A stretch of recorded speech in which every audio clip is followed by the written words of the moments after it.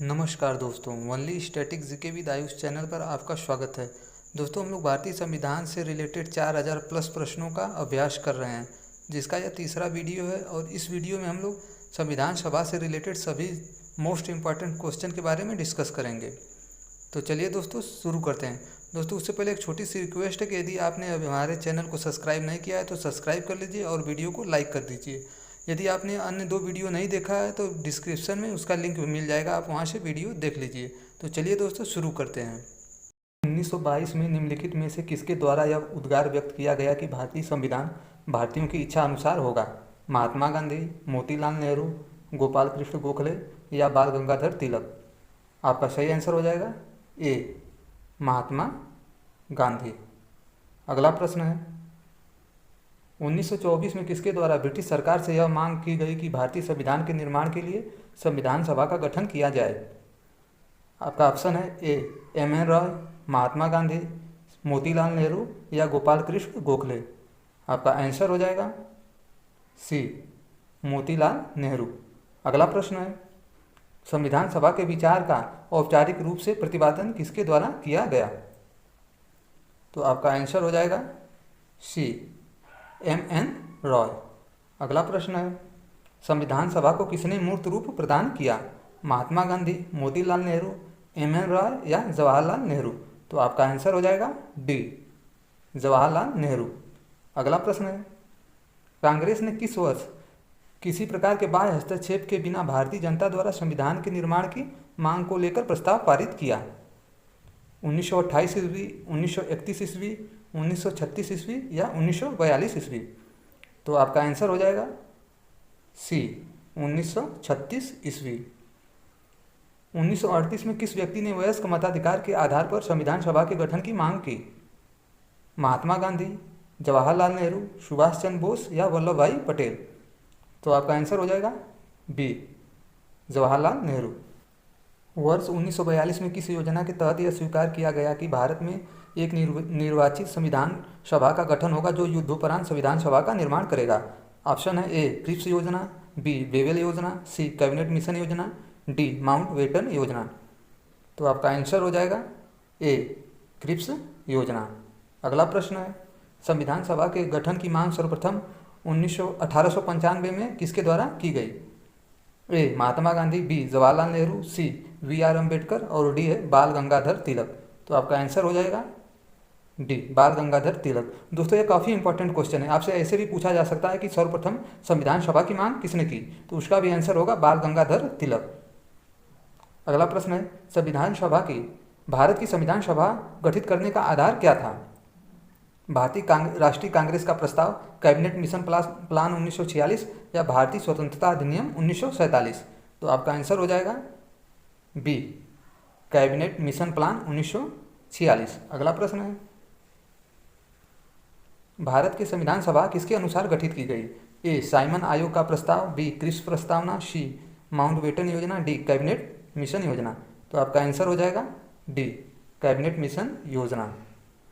अगला प्रश्न है, सन 1936 में भारतीय राष्ट्रीय कांग्रेस द्वारा संविधान सभा के गठन की मांग कहाँ पर हुए अधिवेशन में रखी गई? तो ए, कानपुर, बी, मुंबई, सी, फैजपुर या डी, लाहौर? तो आपका आंसर हो जाएगा सी, फैजपुर। दोस्तों, यह एकमात्र कांग्रेस का ऐसा अधिवेशन था जो गांव में हुआ था। तो क्वेश्चन ये भी पूछा जाता है कि कांग्रेस का कौन सा अधिवेशन गांव में हुआ था? तो वो था फैजपुर अधिवेशन, जो कि 1936 में हुआ था। अगला प्रश्न है, कैबिनेट मिशन योजना के अनुसार संविधान सभा में कुल कितने सदस्य होने थे? 389, 409, 429 या 505? तो आपका आंसर हो जाएगा ए, 389। अगला प्रश्न है, प्रस्तावित मूल संविधान में कुल सदस्यों का विभाजन किस प्रकार होना निश्चित हुआ था? ब्रिटिश प्रांतों से 292 प्रतिनिधि, देशी रियासतों से 93 प्रतिनिधि, मुख्य कमिश्नरी क्षेत्र के 4 प्रतिनिधि या उपयुक्त सभी? तो आपका आंसर हो जाएगा डी, उपयुक्त सभी। अगला प्रश्न है, संविधान सभा में विभिन्न प्रांतों के लिए 292 सदस्यों का निर्वाचन होना था, इसमें कांग्रेस के कितने प्रतिनिधि निर्वाचित होकर आए? 195, 209, 225 या 235? आपका आंसर हो जाएगा बी, 208। अगला प्रश्न है, पुनर्गठन के फलस्वरूप 1947 में संविधान सभा के सदस्यों की संख्या कितनी रह गई थी? तो आपका आंसर हो जाएगा बी 299। संविधान सभा के पुनर्गठन के बाद संविधान सभा में देशी रियासतों के कितने प्रतिनिधि थे? तो आपका आंसर हो जाएगा बी 70। दोस्तों प्रारंभ में देशी रियासतों के जो प्रतिनिधि थे वह 93 थे और पुनर्गठन के बाद 70 हो गए। पुनर्गठित संविधान सभा में विभिन्न प्रांतों के लिए कितने प्रतिनिधि थे? तो आपका आंसर हो जाएगा बी 229। अगला प्रश्न है, भारतीय संविधान को किसने बनाया था? संविधान सभा ने, ब्रिटिश संसद ने, भारतीय संसद ने या गवर्नर जनरल ने? आपका आंसर हो जाएगा ए संविधान सभा ने। अगला प्रश्न है, संविधान सभा के लिए चुनाव कब संपन्न हुए थे? तो आपका आंसर हो जाएगा 1946 में। अगला प्रश्न है, संविधान सभा की स्थापना कब हुई थी? 10 जून 1946, 9 दिसंबर 1946, 26 नवंबर 1949 या 26 दिसंबर 1949? आपका आंसर हो जाएगा बी 9 दिसंबर 1946। अगला प्रश्न है, संविधान सभा का प्रथम अधिवेशन कहाँ हुआ था? ए मुंबई में, बी कोलकाता में, सी लाहौर में या डी दिल्ली में? आपका आंसर हो जाएगा डी दिल्ली में। अगला प्रश्न है, संविधान सभा के उद्घाटन अधिवेशन की अध्यक्षता किसने की थी? जवाहरलाल नेहरू ने, सच्चिदानंद सिन्हा ने, वी आर अम्बेडकर ने या सी राजगोपालाचारी ने? आपका आंसर हो जाएगा बी सच्चिदानंद सिन्हा ने। अगला प्रश्न है, संविधान सभा का पहला सत्र हुआ था 16 अगस्त 1947 को, 26 जनवरी 1948 को, 9 दिसंबर 1946 को या 26 नवंबर 1946 को? तो आपका आंसर हो जाएगा सी 9 दिसंबर 1946 को। अगला प्रश्न है, संविधान सभा के अस्थायी अध्यक्ष कौन थे? V R Ambedkar, doctor Rajendra Prasad, C Sachchidananda Sinha या के एम मुंशी? तो आपका आंसर हो जाएगा सी सच्चिदानंद सिन्हा। अगला प्रश्न है, संविधान सभा के अस्थायी अध्यक्ष कौन थे? V N Rao, doctor V R Ambedkar, doctor Rajendra Prasad या सच्चिदानंद सिन्हा? आपका आंसर हो जाएगा सी डॉक्टर राजेंद्र प्रसाद, जिनको संविधान सभा की दूसरी बैठक जो कि 11 दिसंबर 1946 को हुई थी उसमें अस्थायी अध्यक्ष चुना गया था। अगला प्रश्न है, 11 दिसंबर 1946 को किसे संविधान सभा का अस्थायी अध्यक्ष चुना गया? तो आपका आंसर हो जाएगा बी डॉक्टर राजेंद्र प्रसाद। अगला प्रश्न है, संविधान सभा के संवैधानिक सलाहकार कौन थे? शरद चंद्र बोस, के एम मुंशी, रफ़ी अहमद किदवई या बेनगल नरसिंह राव? तो आपका आंसर हो जाएगा डी बेनगल नरसिंह राव, जिन्हें बी एन राव के नाम से भी जाना जाता है। अगला प्रश्न है, संविधान सभा के चुने हुए अस्थायी अध्यक्ष कौन थे? Doctor V R Ambedkar, Sachchidananda Sinha, doctor Rajendra Prasad या एस राधाकृष्णन? तो आपका आंसर हो जाएगा सी डॉक्टर राजेंद्र प्रसाद। अगला प्रश्न है, निम्नलिखित में से कौन संविधान सभा का सदस्य नहीं था? के एम मुंशी, एन गोपाला स्वामी अयंगर, एच बेग या टी टी कृष्णमचारी? तो आपका आंसर हो जाएगा सी एच एस बेग, ये संविधान सभा के सदस्य नहीं थे। अगला प्रश्न है, संविधान के विभिन्न पहलुओं के अध्ययन हेतु संविधान सभा में कितनी समितियां नियुक्त की गई थी? 11 या 12, 13 या 16? तो आपका आंसर हो जाएगा सी 13। दोस्तों ये काफ़ी इंपॉर्टेंट क्वेश्चन है। टोटल संविधान सभा में कितनी समितियां थी? तो वह थी 13। अगला प्रश्न है, संविधान सभा के प्रारूप समिति की नियुक्ति कब की गई थी?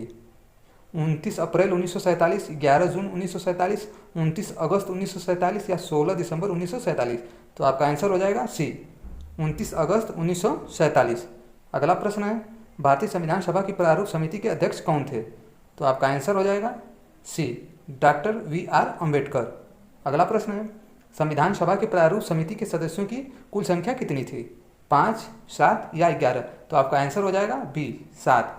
दोस्तों 6 सदस्य प्लस 1 अध्यक्ष को लेकर टोटल 7 सदस्य थे इस समिति में। अगला प्रश्न है, निम्नलिखित में से कौन भारतीय संविधान की प्रारूप समिति के सदस्य नहीं थे? गोपालाचारी अयंगर, अलादी कृष्णस्वामी, वी आर अम्बेडकर या डॉक्टर राजेंद्र प्रसाद? तो आपका आंसर हो जाएगा डी डॉक्टर राजेंद्र प्रसाद। दोस्तों डॉक्टर राजेंद्र प्रसाद प्रारूप समिति के सदस्य नहीं थे। अगला प्रश्न है, निम्नलिखित में से कौन सा एक सही है? ए वर्ष 1946 में प्रांतीय सभाओं द्वारा भारत की संविधान सभा चुनी गई। B Jawaharlal Nehru, M A Jinnah और सरदार वल्लभ भाई पटेल भारत की संविधान सभा के सदस्य थे। भारत की संविधान सभा का प्रथम अधिवेशन जनवरी 1947 में हुआ था। दोस्तों देखा जाए तो भारत का जो संविधान सभा का प्रथम अधिवेशन है वो तो हुआ था दिसंबर 1946 में, तो यह तो गलत हो गया। और जो एम जिन्ना जो थे वह संविधान सभा से अलग हो गए थे, तो यह भी गलत हो गया। तो सिर्फ आपका ऑप्शन ए जो है यही सही है। अगला प्रश्न है, भारतीय संविधान के प्रथम दिन के अधिवेशन की अध्यक्षता किसने की थी? तो आपका आंसर हो जाएगा डी डॉक्टर सच्चिदानंद सिन्हा, जो कि अस्थायी अध्यक्ष थे। अगला प्रश्न है, भारत के संविधान का निर्माता किसे माना जाता है? महात्मा गांधी, वी आर अम्बेडकर, जवाहरलाल नेहरू या वी एन राव? तो आपका आंसर हो जाएगा बी, वी आर अम्बेडकर। अगला प्रश्न है, संविधान पांडुलेखन समिति का निम्नलिखित में से कौन सदस्य नहीं था? मोहम्मद शाहदुल्ला, के एम मुंशी, ए के अय्यर या जवाहरलाल नेहरू? तो आपका आंसर हो जाएगा डी, जवाहरलाल नेहरू। अगला प्रश्न है, भारत का संविधान लागू हुआ था 26 जनवरी 1950 को, 26 जनवरी 1952 को, 15 अगस्त 1948 को या 26 नवंबर 1949 को? तो दोस्तों ये तो काफ़ी आसान क्वेश्चन, इसका आंसर है ए, 26 जनवरी 1950 को। अगला प्रश्न है, संविधान को 26 जनवरी के दिन लागू करने का निर्णय इसलिए लिया गया क्योंकि कांग्रेस ने इसी तिथि को 1930 में स्वतंत्रता दिवस के रूप में मनाया था। बी, इस तिथि को 1942 में भारत छोड़ो आंदोलन प्रारंभ किया गया था, यह एक शुभ दिन था, या इनमें से कोई नहीं? तो आपका आंसर हो जाएगा ए, कांग्रेस ने इसी तिथि को 1930 में स्वतंत्रता दिवस के रूप में मनाया था। अगला प्रश्न है, भारतीय संविधान में महिला सदस्यों की कुल संख्या कितनी थी? तो आपका आंसर हो जाएगा सी, 13। दोस्तों ये भी काफ़ी इंपॉर्टेंट क्वेश्चन है कि भारतीय संविधान सभा में महिला सदस्यों की संख्या कितनी थी? तो वह थी 13। अगला प्रश्न है, निम्नलिखित में से कौन प्रारूप समिति का सदस्य नहीं था? तो आपका आंसर हो जाएगा इसमें ए, जवाहरलाल नेहरू। अगला प्रश्न है, संविधान की प्रारूप समिति के समक्ष प्रस्तावना का प्रस्ताव किसने रखा था? Doctor V R Ambedkar, V N Rao या महात्मा गांधी या जवाहरलाल नेहरू? तो आपका आंसर हो जाएगा डी, जवाहरलाल नेहरू ने। अगला प्रश्न है, संविधान सभा के सभी निर्णय किस आधार पर लिए गए? एकता और अखंडता, बहुमत, सर्वसम्मति या डी, सहमति और समायोजन? तो आपका आंसर हो जाएगा डी, सहमति और समायोजन। अगला प्रश्न है, संविधान सभा में उद्देश्य प्रस्ताव किसने प्रस्तुत किया था? Sachchidananda Sinha, doctor V R Ambedkar, Jawaharlal Nehru, Acharya J P Kripalani? तो आपका आंसर हो जाएगा सी, जवाहरलाल नेहरू। दोस्तों संविधान सभा की तीसरी बैठक जो कि 13 दिसंबर को हुई थी, 13 दिसंबर 1946 में हुई थी, उसी में जवाहरलाल नेहरू ने उद्देश्य प्रस्ताव रखा था। भारतीय संविधान सभा की संघीय शक्ति समिति के अध्यक्ष कौन थे? सरदार वल्लभ भाई पटेल, वी आर अम्बेडकर, अलादी कृष्णा स्वामी अय्यर या पंडित जवाहरलाल नेहरू? तो आपका आंसर हो जाएगा डी, पंडित जवाहरलाल नेहरू। अगला प्रश्न है, भारतीय संविधान को अपनाया गया संविधान सभा द्वारा, गवर्नर जनरल द्वारा, ब्रिटिश संसद द्वारा या भारतीय संसद द्वारा? तो आपका आंसर हो जाएगा ए, संविधान सभा द्वारा। अगला प्रश्न है, भारत को एक संविधान देने का प्रस्ताव संविधान सभा द्वारा पारित किया गया था। दोस्तों जो प्रस्ताव था यह पारित किया गया था 22 जनवरी 1947 को, और यह प्रस्ताव रखा कब गया था? तो रखा गया था 13 दिसंबर 1946 को। दोस्तों वीडियो अच्छी लगी तो वीडियो को लाइक करें, और यदि आप अभी तक आपने हमारे चैनल को सब्सक्राइब नहीं किया है तो चैनल को सब्सक्राइब कर लें। जय हिंद।